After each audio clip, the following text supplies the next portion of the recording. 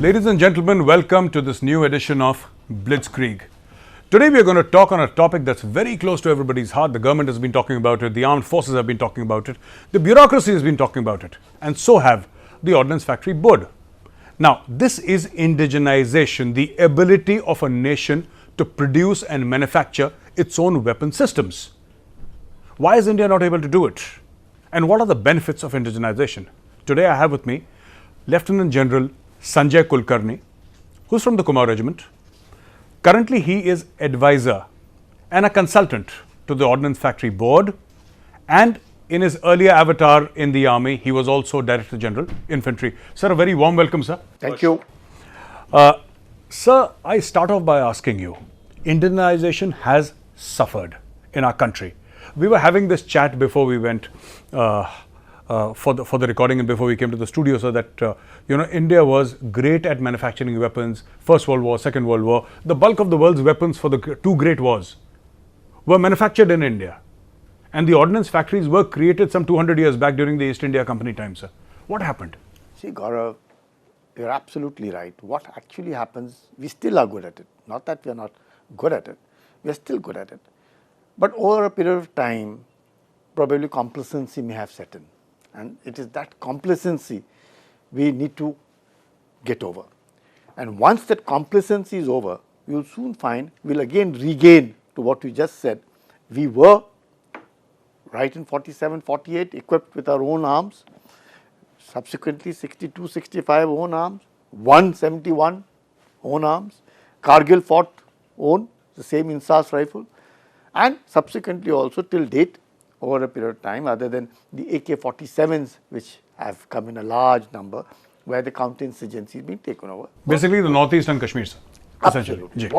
And that too for a very different purpose. Why? Because the change from 7.62 into 51 to 5.56 into 45, sir. Because the whole philosophy earlier was not to kill but to incapacitate, making logistics a little more difficult. Sure. Again, back to the kill philosophy. But then 7.62 into 39, which is the AK caliber. 7.62 to 39 caliber was definitely a kill caliber. And in insurgency, everybody took fancy to this weapon. Firstly, for its reliability.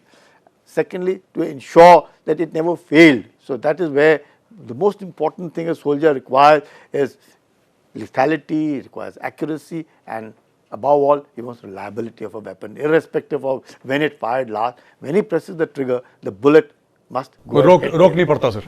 रोक पड़नी ही नहीं चाहिए. And जो सिखलाई है, एक गोली एक दुश्मन, that is what he is trained for. Absolutely. That is what he should get. If he gets that, he is very happy with it. So before I go into the other aspects of indigenization and what the Ordnance Factory Board is doing in this regard, sir, to be honest, the Insas has been a disappointment, sir. As far as the soldier is concerned, the Insas has been a disappointment. Maybe it also has to do not just with the engineering or the metallurgy of the weapon, that could be a case, but also with the caliber, sir. 5.56 is no caliber, sir. I mean, you shoot, it has got a 3-round burst, sir. You take the weapon, you shoot, you're not even sure if the guy is dead or not, sir. You turn your back and he's up. That's happened in so many cases. See, what happens is, when at that point of time the decision was taken to move from 7.62 into 51 to 5.56 to 45, a NATO caliber, the purpose was to incapacitate, to increase logistics. So you have a person who is injured, you will need 4 men to evacuate him. Plus he's crying and moaning and but by the time he's morale goes into the boots, the morale goes into the boots of his buddies. So it was with that.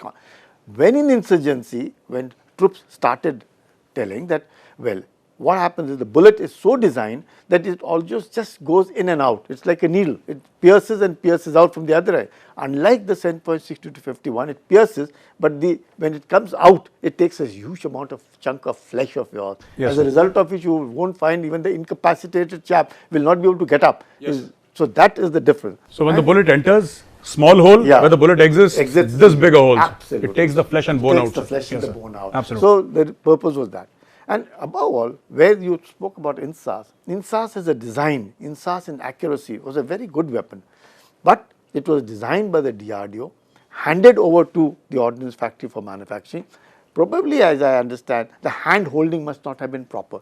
As a result of which, the absorption of the technology, you make a weapon which is very good, you hand over to the manufacturer, you have to ensure that you go along with the manufacturer for some time to see to it that it has actually developed and is matured the way you wanted it to be. It could well be.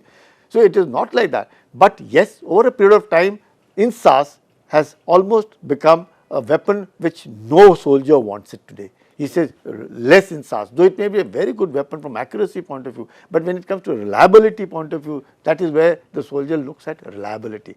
Lethality, as I said, well, incapacitate, the other lethality is to kill.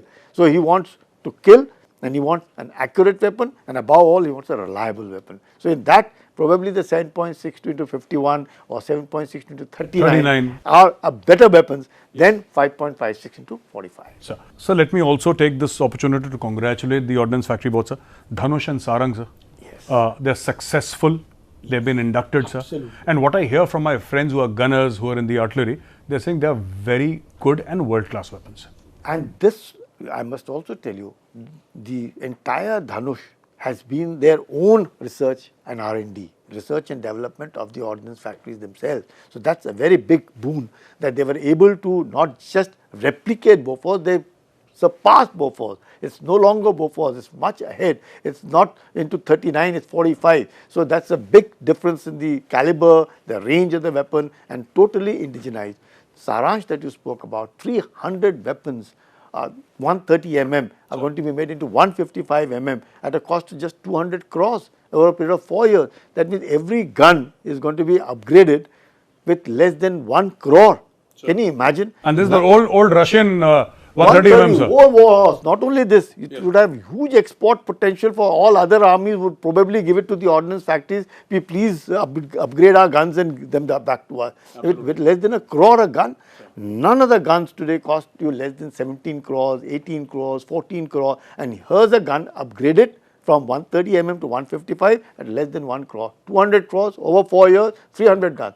That's the kind of indigenization, that is the kind of R&D that can save your money and also give bang for your buck. And the potential also, sir. Tremendous. For future business. Right? Entire maintenance is your own. It is being manufactured here. The factories know should something go wrong, they are able to provide you with full backup maintenance. That's a big thing. So, as we were discussing, there are two minuses when you talk about, now India has been notorious as the world's largest, now second largest importer of weapon systems. And this is something that I, as an Indian and as a former army officer, don't like at all. You know, we can send a mission to Mars, but we can't make a rifle or we can't make something that is world class. And I think we need to at least pull up our socks, sir, if I may put it that way. Now, there are two things that happen when you import. A, you waste precious foreign currencies, your foreign reserves. That is number one, sir. Number two, also in times of war, how dependable is the supplier? I mean, when push comes to shove, sir, when bullets are flying, when your, war wastage reserves have gone to the cleaners, because that will happen, sir, in case where there is full-fledged war.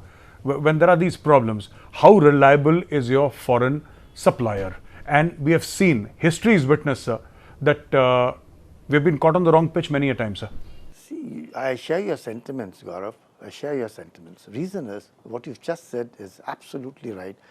No Indian soldier, or for that matter, anybody in the armed forces, would be wanting to take a weapon manufactured abroad. He would be very much happy to see a make in India, made in India, made by an Indian, yes, and sir. that he displays it with pride, uses it with pride, and engages the enemy with pride and kills him.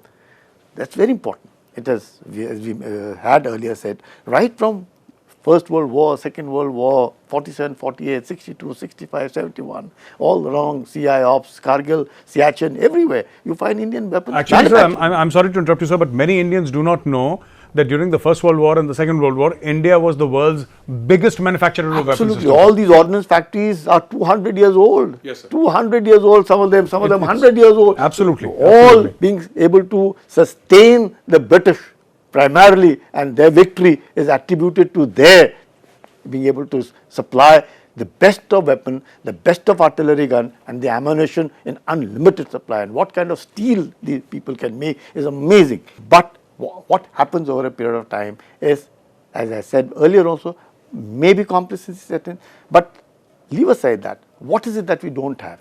We have the capital, we have the machinery, we have lovely people who can make anything and everything. All these IOFS cadre people are fantastic.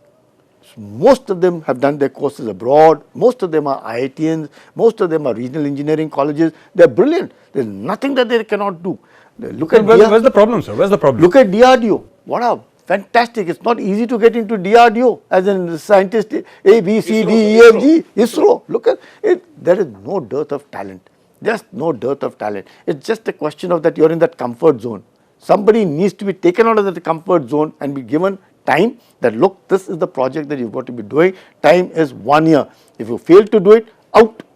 There is no question of you wanting to do it more. Sir, you spoke about comfort zone. Now I want to ask you, sir, why don't we go and tell the Ordnance Factory Board, tell the HAL, or tell other people, like for example, who are manufacturing the dockyards, who are manufacturing for the Navy, HAL for the Air Force, and the Ordnance Factories generically for the Army. So they also make for other services, that do not consider the Army, Navy, and Air Force as your customers.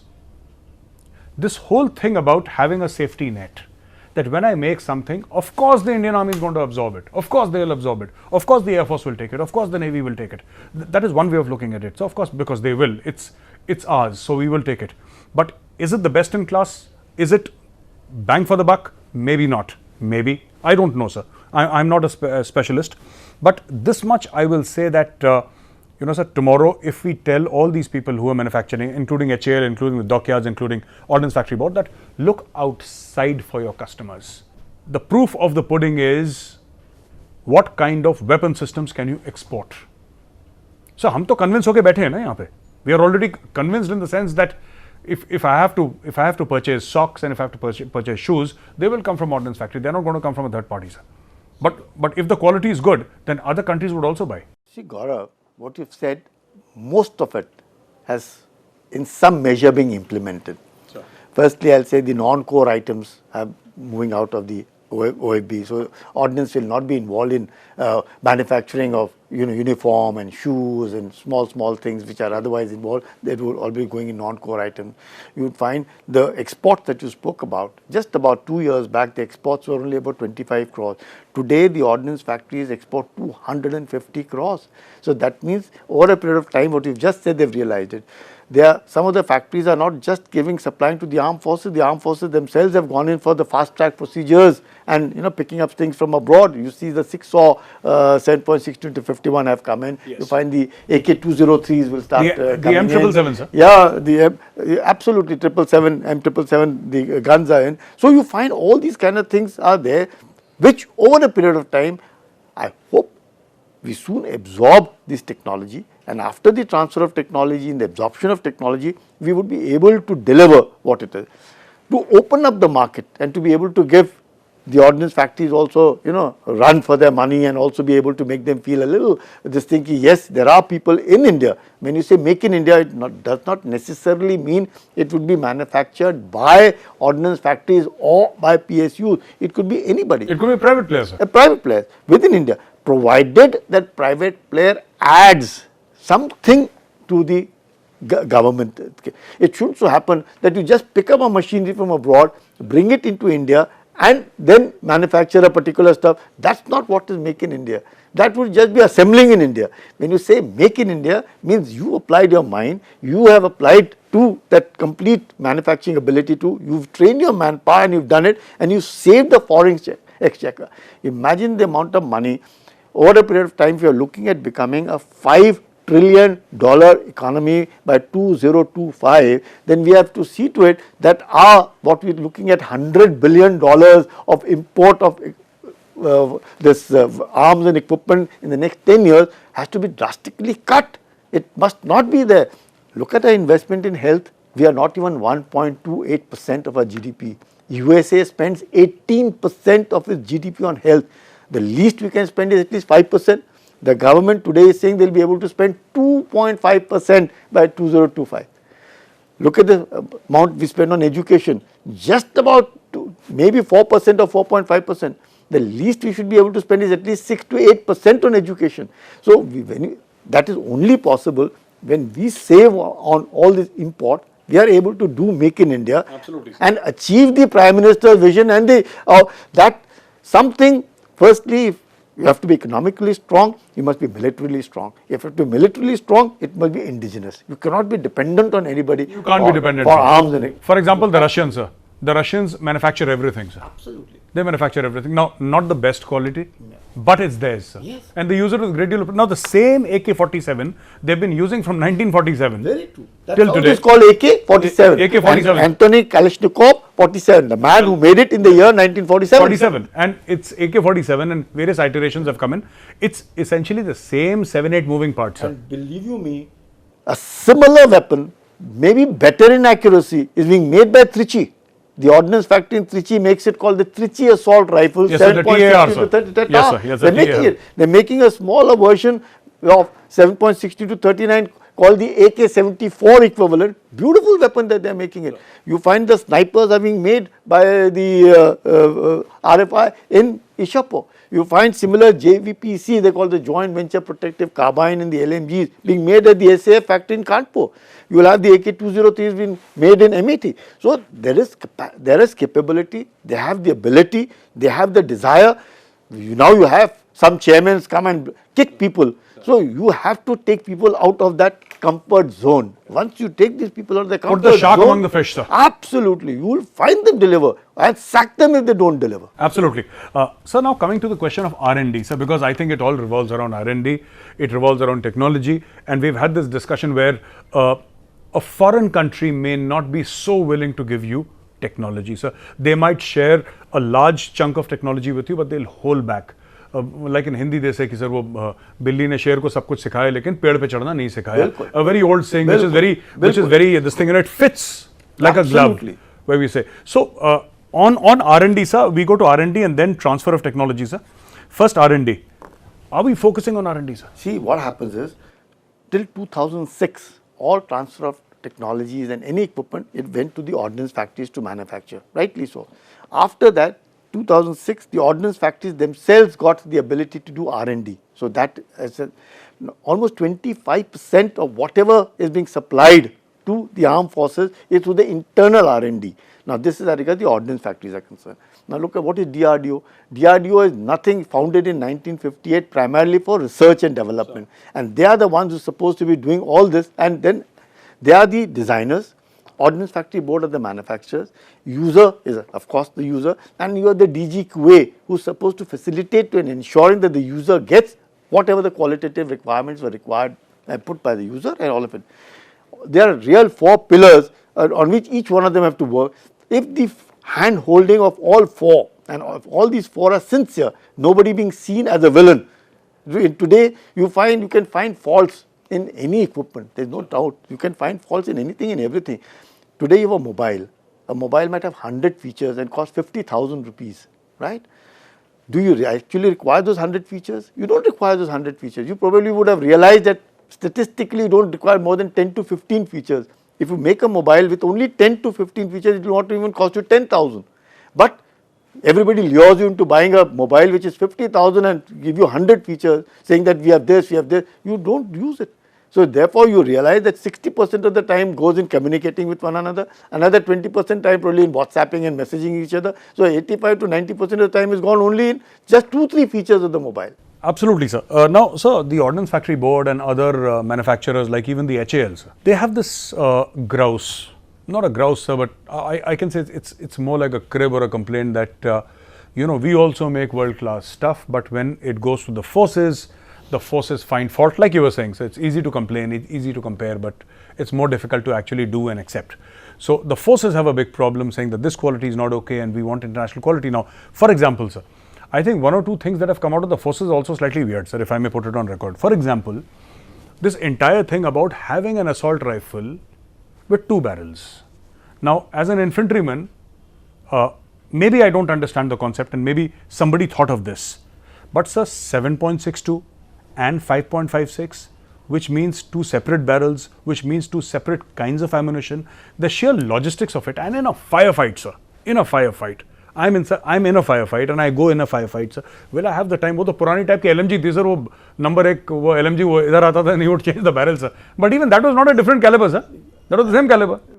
Gaurav, I would just, put it, probably it was not understood well. The concept was that you have two calibers, 7.62 plus you have a caliber 5.56. So you have a 7.62 to 39, you have a 5.56 to 45. So the basic moving parts remained the same. It was only the question of barrel had to be changed. So it didn't mean that anybody who went in war, he moved with two barrels and two kinds. No, it wasn't like that. What it actually meant was that if you were in CI ops, you could use the caliber 7.6 to 39. And if you moved into conventional ops, and should you wanted to use the 5.56 into 45 with the purpose of incapacitating and creating a problem of low morale amongst your enemy. But and logistics, sir. Yeah, and logistics. So you moved in with a barrel and the kind of ammunition into battlefield with what you wanted it. It didn't actually mean that a person moved with two barrels. No, I was always wondering, sir, how am I supposed to move with two barrels and two? It is not you only. There are a lot amongst the services also probably felt that two barrels and two calibers for one weapon. See, if you look at it in the long run, it was logistically so simple because the moving parts were the same, everything was the same.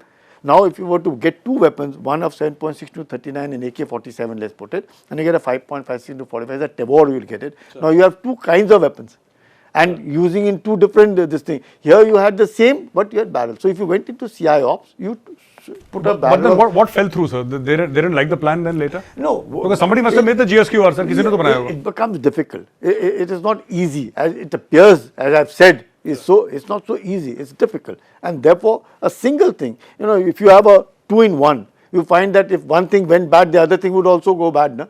So if you have a 2-in-1, those old ones, you had a radio also and a cassette recorder also, and if one thing went wrong, the cassette won't play, neither the radio would play. Sure. So it is from that point of view, it is better that if it was individual, you had a weapon which was 7.6 to 39, sure. You had another weapon which was 5.56 to 45, or yet another weapon which was 7.6 to 51, so much better, and it was always good, and logistically also, and the man was clear what he wanted to do. So it was from that point of view. But let me tell you, our philosophy of a particular kind, the frontline troops and the ones behind now having what we've just said, the 7.6 to 51 to the frontline troops, the rest of them will all get 7.6 to 39, that is the AK-203. Both the weapons are equally good and will meet the purpose for what they're being called for. So, at least the comfort with 203 is going to be more, sir, because you've been using a similar weapon for donkey's years. Yeah, absolutely. And far more better, far more advanced, far more reliable. Hopefully far more accurate also than what AK-47 is, because AK-47's accuracy is always, because it's the kind of a, it is not that accurate. It's not very accurate, sir. Yeah, plus the muzzle climbs, and plus so many things. That's okay. But it is a very reliable weapon. I still remember Mr. Parikar, may his soul rest in peace, a man who spent a lot of time with the troops and one of the loved defense ministers. We used to go around and ask the boy, what kind of weapon would you like? Sure. And he came back with an answer. Sure. Everybody preferred an AK-47. Absolutely, sir. Eyes closed. First love of any soldier in CI Ops, sir, is the AK-47. Sir, two quick questions, sir. One about the Arjun, sir. Which I think we have only 2 or 3 regiments of Arjun, sir. And the ICV, sir. Now, the ICVs are traditionally, sir, the BMP-1s and BMP-2s and of Russian/East Bloc technology manufacture, which we are saying that, sir, iske platform pe ye bana diya, or, all these things. And secondly, sir, so I start off with Arjun, sir. I'll come back to the BMPs later. Now, Arjun is typically something, sir, that I've taken a ride in the Arjun, and I'm not from the Armored Corps. I don't have a technical understanding, but it runs like a race car, sir, honestly speaking. That is the limit of my technical prowess as far as the Armored Corps goes. But and I spoke to a few tankmen, I spoke to a couple of officers, and they were very happy with this product, sir. They said it's a great tank, slightly heavy, slightly large, so the silhouette is bigger, sir. It presents a bigger target. Having said that, it moves fast, it's got an accurate gun, and all the chinks and all have been sorted out over a period of time. So it's improved.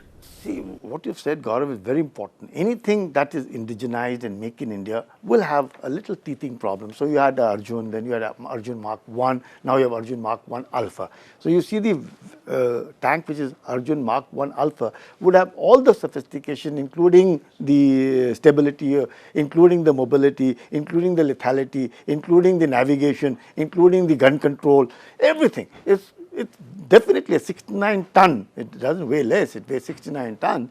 But notwithstanding that, when compared to even T-90 Bisham, the Russians, that we are now going to make 300 of them, and we are making another 200 of these also, it would have, the ones, some of those who have got used to a particular Russian technology, and they suddenly find all what we asked for, they have provided. All that we have asked for, there is no denying the fact. Definitely there would be teething trouble, and hopefully, and as I said, Mark 1 Alpha, all of them would have got sorted out, and I don't visualize any user getting a tank in which he is not comfortable. After all, that's what he must be. Are we thinking of buying more Arjuns, sir? Yeah, we are equipping 2 more regiments with.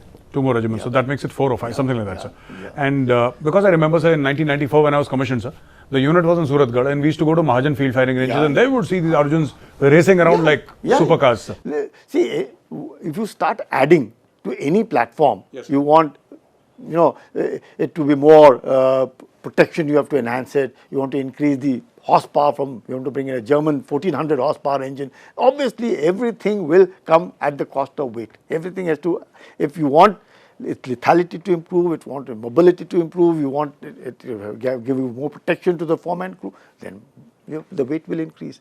What will take? The weight has to increase. So it has now gone to 69 tons.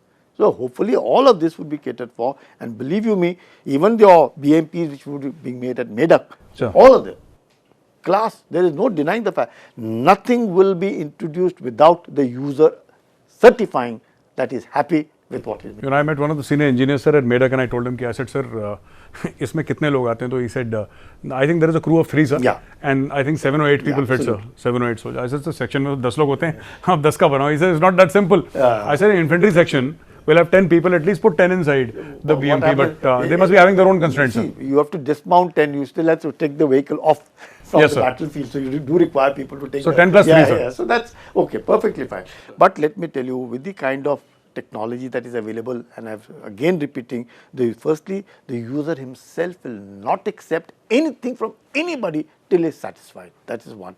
Secondly, the ability of indigenization is you can go back to the manufacturer 10 times over to say, do this, do this, do this. The third best thing, once earlier in your question you mentioned, you could well be making missiles. You could make a fire and forget missile, shoot and scoot the thing. But if the seeker is not there, in an entire TOT, what would you do without the seeker? It won't fire and forget, no? It may be 1 or 2%, so but it's the most critical 1 or 2%, sir. They're critical, and in any transfer of technology, 95% will be transferred, 5% is retained by the OEM, and that 5% has this particular criticality, then you are lost on it. So you have to be indigenized, you must do your own R&D, you must be moving with the time, and you must give the user bang for his buck, and the user must be satisfied at all time, and that is only possible if the user, the manufacturer and the designer are on the same board, same page, sit on the same table and work together. And they have the same interest, sir. Absolutely. In mind, sir. Bilkul. Common interest. Yes, sir. Now coming to our missiles, sir, like for example, the Agni, Trishul, Nag, Akash, Prithvi.